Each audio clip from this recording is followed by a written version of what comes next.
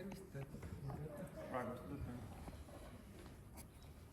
Kas hakkab tööle? Kas nüüd töötab? Tervist. Miks mina siin olen? Ühel hetkel avastan, et minust 2 kilomeetri kaugusele, minu kodust 2 kilomeetri kaugusele tahetakse panna Tallinna teletornid.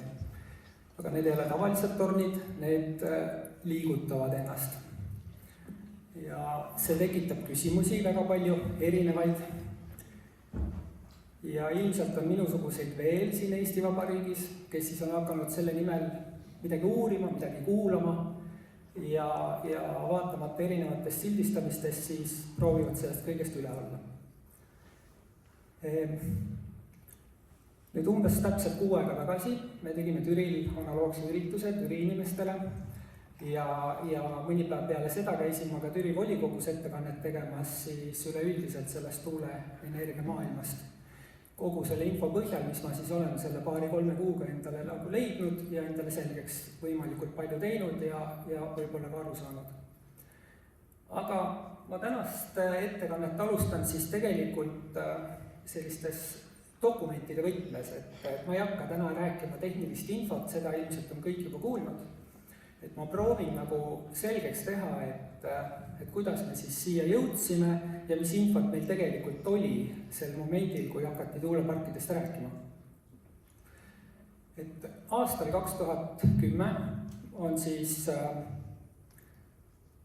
Keskkonnaministeerium saanud kirja Sotsiaalministeeriumilt, kus juhitakse tähelepanu erinevatele mõjudele. Tähelepanu eriliselt siis juhivad Tallinna Ülikooli teadurid. Ja tehakse ettekanne ja ettepanek, et erineva võimsuse korral võiks olla ka vahekaugused erinevad nendest tuulemastidest. See dokument liigub ühest ministeeriumist teise ja sinna ta jääb, et seda tänaseks pole nagu rakendatud ja suures pildis pole ka sellest midagi räägitud. Nüüd järgmine väike dokument on siis Riigikogu majanduskomisjoni istungi protokoll, kus on siis läbi käinud erinevad ettekandematerjalid, Kliimaministeeriumi poolt siis valmistatud tuulealade kaart. Ja siin on juttu kogu riigist. Väga pikalt ma tegelikult otsisin seda üldkaarti, sest et ma leidsin ühel hetkel nii-öelda oksjonialad. Ma teadsin enam-vähem, mida teeb meie omavalitsus, aga mul puudus ülevaade, mida teeb riik. Et siin on siis selline üldplaan kogu riigi ulatuses. Et kui nüüd võrrelda Eeriku pildiga Türi vallast, siis võib lihtsalt ette kujutada, mida see kaart tegelikult tegema hakkab. Sama protokolli juures oli veel üks dokument, kus on siis kogu riigi ulatuses ära näidatud planeeringualad. Ja siin on siis ilusti näidatud ka ära halli viirutatud alaga, mis on siis riigikaitse piiranguga ala, kuhu siis ei saa midagi sellist nagu rajada. Need dokumendid on siis, see konkreetne on 24 aasta oktoobrist ja ma võtan korra ette ka Järvamaa maakonnaplaneeringu seletuskirja. Et kui see läbi lugeda, siis tegelikult rohepöörde koha pealt ei ole siin väga palju midagi juttu ja see dokument minu teada on tehtud 2017. Et see on minu poolt nagu selline lihtne läbilõige, et meil tuleb täna päev üsna pikk, ma ei hakka teid siin väga vaevama, need dokumendid on kättesaadavad, läbiloetavad ja igaüks võib siis enda jaoks leida, mis ta siit otsib. Ma lihtsalt veel kommenteerin siin ühte Terviseameti dokumenti, mis on siis Saarde tuulepargi kohta tehtud müramõõtmine. Ma tean, et saalis on oluliselt detailsemad inimesed, kes oskavad seda täpselt lahti seletada, aga kommentaariks võib lihtsalt nii palju öelda, et vajalike põhimõjude kohta see dokument ei ütle midagi. Et tõsi, ta räägib oma akrediteeritud ulatuses, aga see akrediteeritud ulatus ei räägi meile jällegi vajalikku infot. Ja lõpetuseks ma leidsin veel ühe dokumendi internetiavarusest, kus on siis 27. oktoober 2016 aasta Euroopa Kohus on teinud otsuse, millega siis Valloonia valitsus, see on siis Belgia Valloonia, on tegutsenud ebaseaduslikult, luues norme sektorile, mille eesmärk on oluliselt hõlbustada tuuleparkide kasutuselevõttu Valloonias. Ja see on väga oluline dokument, sest et see dokument käsitleb ka kõike seda, mis meie oleme täna nagu kogenud. Ja ma usun, et Eesti riik võtab ehk selle dokumendi aluseks ja alustab neid tuulepargi protsesse ja üldse seda roheenergia protsessi natuke teise nurga alt. Aitäh teile!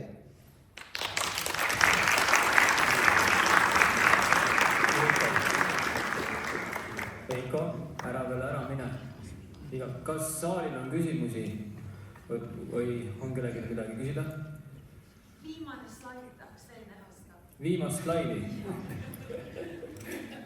Mis seal viimase slaidil oli? Euroopa Kohus. Et kas on konkreetselt mingi küsimus selle viimase slaidi kohta või?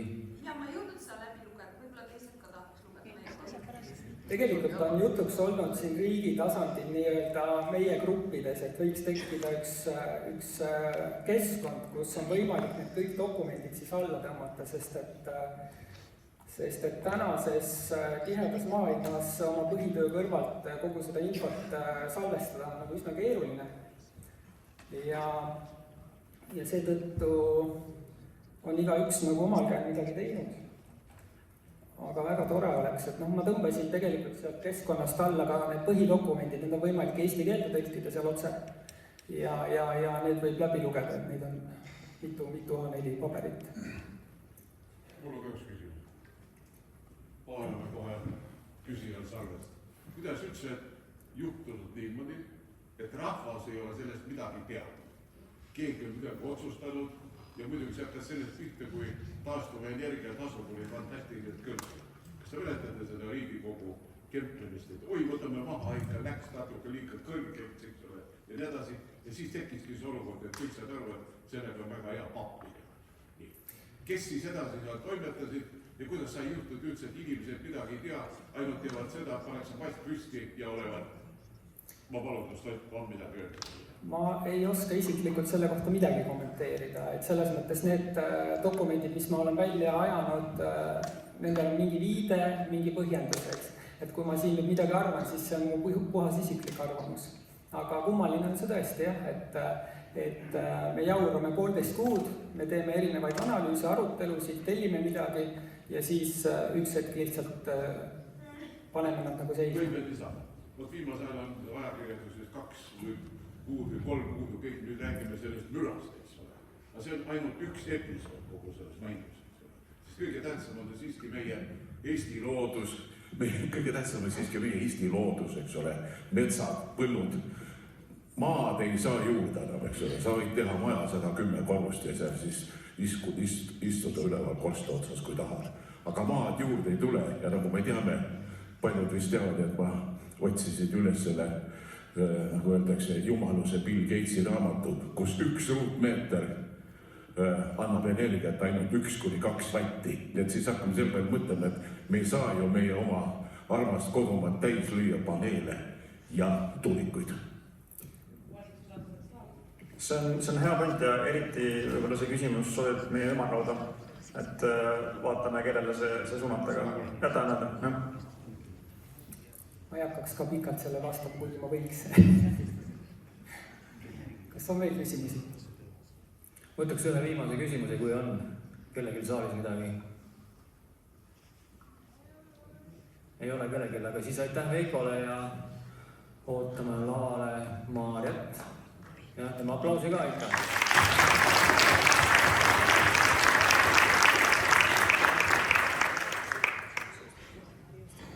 Just.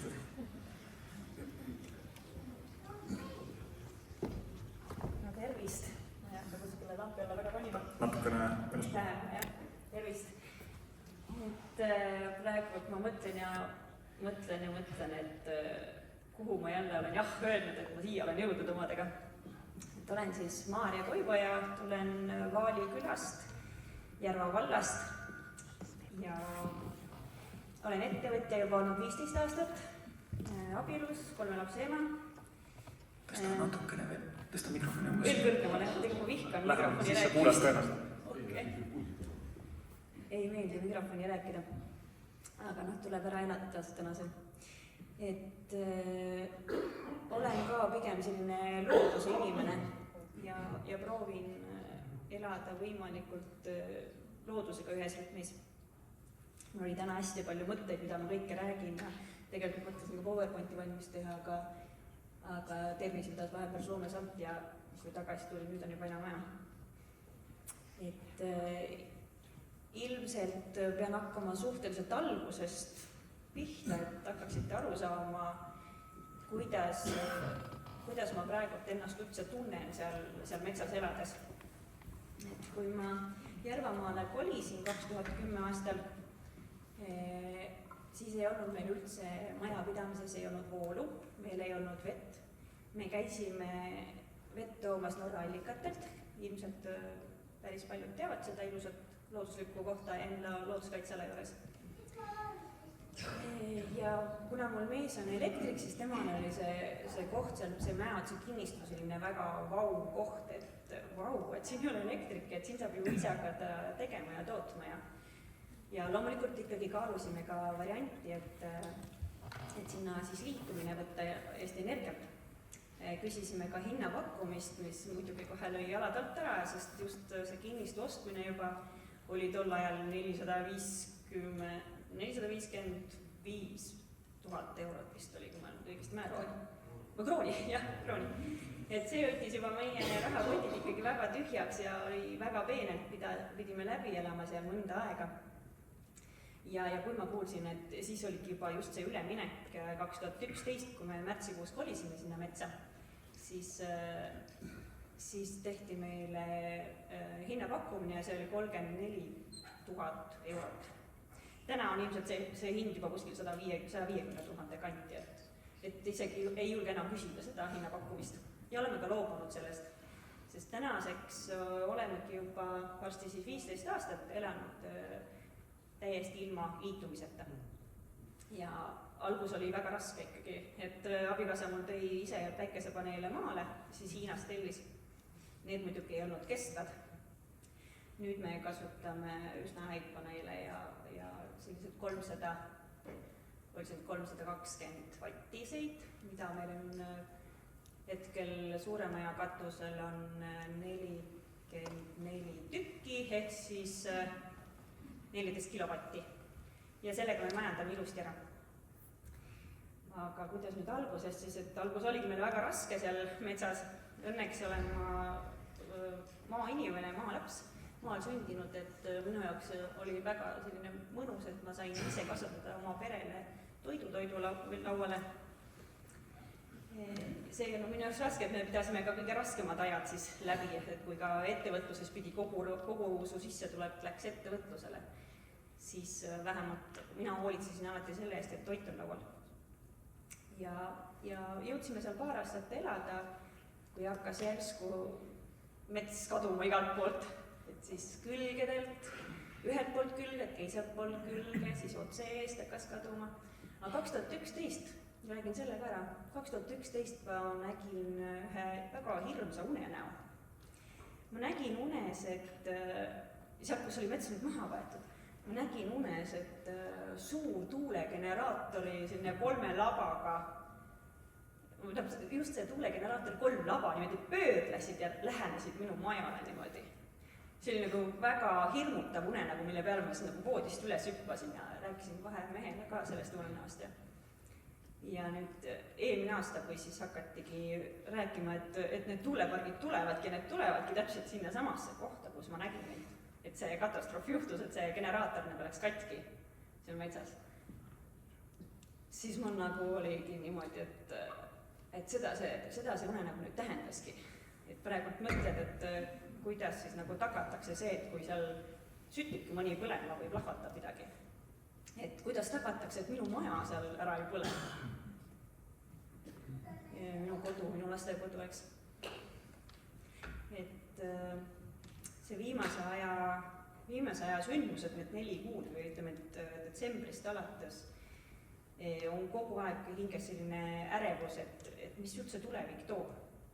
Et kas me üldse jääme sinna, et kui praegult valitsus ütleb, et oi, et see toob maale ettevõtlust juurde ja inimesi ja turismi, siis vabandage, see on kõike muud kui see, mida see sinna toob. Et maal meil ongi just praegu väga palju väikeettevõtjaid, kellel on pered, kellel on väiksed lapsed, neil on tõenäoliselt ka liisingud, laenud kaelas. Hoopis juhtub teistpidi see asi, et me kõik läheme hoopis ära sealt, sest me ei jää oma lastega sinna ootama, et kellegi tervis nagu nõrgem. Millest veel? Jah, ma olen nüüd käinud väga palju meie seal metsas jalutamas. Enda looduskaitseala jääb mul mööda teed minnes 3,4 kilomeetrit, linnu lennult on ta kuskil seal üle 2 kilomeetrit natukese. Nii et kõige rohkem panebki südant valutama see, mis juhtub meie loodusega, et miks me hävitame kõik ära, kõik raha pärast nagu hävitame. Kui ma oma maja aknast vaatan pidevalt, kus merikotkas on mul kuskil kuuselatvas seal või kase oksas. Nüüd ma küll 2 aastat enam ei ole näinud musta toonekurge. Meil on väga palju nahkhiiri, meil on väga palju konni seal, meil on kogu aeg loodus on ukse taga, nii kui laps oli mul väike, siis ta ütles, et emme, see on nii tore, et me maale elama kolisime. Ja just sellepärast me olemegi maal lastega, et see on kõige mõnusam keskkond lastele kasvamiseks. Et kui meile ei meeldiks maaelu ja loodus, me ei elaks seal tõenäoliselt, me läkski võib-olla kuskil linnakorteriseks. Aga teatud inimesed, teatud pered tahavad oma lastele pakkuda seda looduskeskkonda, et lapsed on palju rahulikumad ja nad ei ole nii närvilised kindlasti ja nad teavad ja oskavad hoida loodust ja armastada loodust. Et näiteks meil on tiigid seal üle tee ja iga kevadine laste töö ongi see, et nad korjavad meil konnad tee pealt ära, sest muidu me ei pääseks koju. Meil on iga aasta lausa video sellest, kuidas siis lapsed ämbritega käivad või siis hakkame, et toon lapsed koolist ära, siis ega me ennem koju ei pääse, kui nad käivad auto eest, nopivad kõik konnad tee äärde ja siis me pääseme koju. Loomulikult, kui seal on jälle mingisugused metsaveod või RMK teeb seal oma töid või on põllutööd seal taga, siis need autojuhid ei vaata küll midagi, et saab neid konni seal päris palju otsa. Ma olen isegi kunagi palunud meie teele ka selle konnamärkide või ettevõtluskonnad teel, aga sellega ei võtnud keegi vedu. Tuleb ise teha. Tuleb ise teha, ma olen mõelnud selle peale, jah. Ma olen mõelnud selle peale, aga me oleme väga usinad lapsed on kaasad. Ja siis, kui neil on keegi külla tulnud, kas lähme konni päästma? Et nad on armastavad loomi ja mis veel? Jah, ütleme nii, et elu ilma elektrita on olnud väga raske, et ei ole üldse olnud selline harv juhus, kui ma näiteks telefoni taskulambi valgel lapsed riietasin, et nad kooli hommikul saaksid.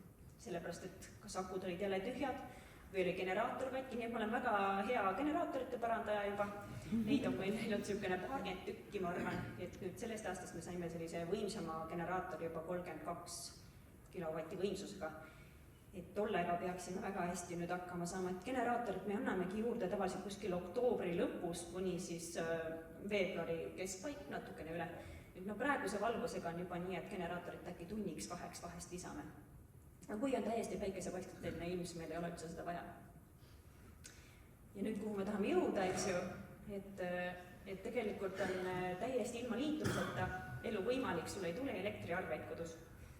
Aga kuhu ma tahan nüüd jõuda, on see, et me proovime olla ja elada loodusega ühes rütmis, eks ju, me saame kõigega hakkama seal maal, seal on raske, aga me saame hakkama ja siis pannakse mulle aia taha tuulegeneraatorid, meeletud, suured, kõrged.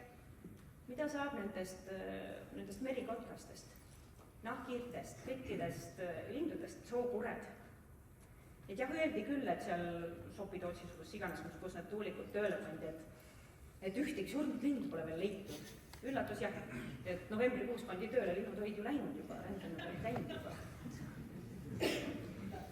Et jah, mida rohkem on inimestel raha, seda kaugemale nad kahjuks lähevad elus loodusest ja seda suurem usinaga kuidagi hävitatakse seda kõike, mis meie ümber on. Kindel on see, et maaturismi meil varsti siin Eestis ei ole, ehk vähemalt siis Kesk-Eestis. Ise alustasin ka agroturismiga natukese siin maal ja nüüd olen koolitaja, õpetan jahimehi ja kõiki põllumajandusloomade kasvatajaid, õpetan siis traditsiooniliste võtetega naha parkimist. See on nagu mu hobi, mis on kasvanud tööks. Ja see on jälle selline, et mis me võtame loodusest, me kasutame kõik ära. Ma olen just selline materjali pooldaja, et ma väga ei taha sellist materjali raiskamist ja kui ma näen, et jahimehed, nad kütivad, nad teevad ära koolitused, ostavad kallid jahiliided, kalli püssi õlale, lasevad looma ja siis mõtlevad, et oi, mis ma teen sellega. Et see järgmine samm on nendele jaoks nagu see võõras, et siis nad helistavad kas sõbrale või vaatavad YouTube'ist, eks ju. Et siis ma olen hakanud noori jahimehi ja kõik, kes soovivad, on nüüd käinud ja abi saanud. Et see on minu jälle selline hingeasi, et ma tahan võimalikult maksimaalselt kõik ära kasutada. Ma oli veel mingi mõtted ennem. Jaa, kes võib-olla meid kohe ära ei tulnud, mäletab, et ma Eesti 100. sünnipäevaks kogusin oma talus 100 erinevat munatooni. Siis paneb nüüd pildi kokku. Et olen olnud siin Järvamaal väga palju huviorbiidis ja 2022 me võitsime siis Järvamaa pereettevõtte tunnistusena või tunnustuse, parim pereettevõte. Kogu aeg on olnud mingisugused raskused, aga me oleme neist välja siplenud. Ja kes tahab täpsemalt uurida või teada saada, kuidas siis on elu ilma tavaelektrita võimalik, siis võib täitsa meile külla tulla, vaadata ise järgi. Mäeotsa talu, Vaali küla. Et teate ka Facebookis kindlasti ja meil on ka koduleht on meil ka mäeotsahobitalu.ee. Sealt leiab kõike. Üks kiire küsimus esinejale, kas on või kommentaar saalil kellelgi? Nii, käsi on pühti seal nurgas, jah? Väga meeldiv kuulata sellist. Minu esimene küsimus tekkis selle generaatori kohta, mis te räägite. Kuidas teil müraga? Kas olete kuidagi vaiksemalt selle teinud? Meil on tehtud selline ruum, betoneeritud ruum, meest ehitas, kus ta siis ei kostu välja. See on nagu pool maa sees, nagu keldri moodi asi. Ja seal ta väga mõnusasti põliseb. Ei ole üldse kuulda õuele. Nii, ja siin on ka üks viimane küsimus veel või on kommentaar, nii, palun. Aitäh, et mul on tegelikult üks kiire uudis ka Riigikogust ja siis tuleks küsimus, kui lubate. Et teatavasti olen levitanud seda sõnumit, et möödunud aasta 2. detsembri sotsiaalkomisjonis ministeeriumi esindaja Aive Telling rääkis välja, et Eestil puudub teadmine tuulegeneraatorite kahjulike mõjude osas. Ja see teadmine pidi tulema siis 1. septembriks käesoleval aastal. Ja nüüd on juhtunud selline lugu, et see Aive Telling on sattunud tohutu kiusamise alla. Et teda ähvardatakse, ütleme see leksika oli päris vinge, mis ta ütles, sotsiaalkomisjonis juhtusime kokku ja ta siis oli nutu äärel, ma küsin, et kas on abi vaja, ta ütles, et ei, ma saan ise hakkama.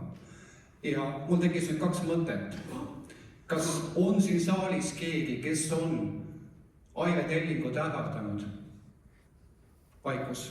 Järelikult on ta saanud selle koosa sellepärast, et ta ülemused, ministeeriumi kantslerid, ma ei tea, peaminister ja kes veel, on ta peale maru tigedad, et ta lobises välja nii-öelda saladuse.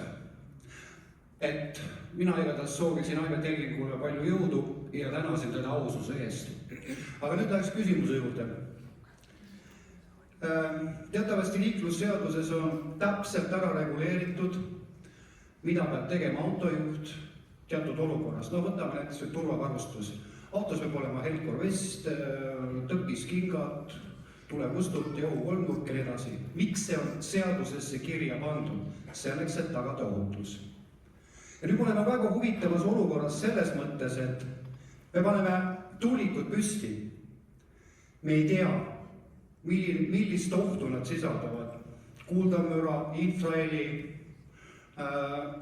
ülimürgise gaasi leke turbiinidest, jääheide, et neid asju on teile inimestele ka, ütleme, et kuidas see kõik mõjub. Vibratsioon, jah, targemad ütlevad juurde veel, et minu hinnangul peaks tegelikult enne, kui me siin ühtegi tuulikut püsti panema, olema antud asi reguleeritud seaduse tasandil. Vot see on see minu meelest oluline komponent, mis on jäetud tegemata. Ja väga mulle meeldis ka see Euroopa Kohtu otsus, mis siin praegu täna minu jaoks esimest korda avalikust tuli. Ja võib-olla küsimus ka nii-öelda siis paneelile ja teile kõigepealt esimesena, mis te arvate sellest, et see protsess on valepidi käima läinud, et maja ei säilitada ilma projekteeringuta ja ka tuulikut ei tohiks teha enne, kui on olemas eriseadus selle jaoks. Mis te arvate? Aitäh! Väga nõus.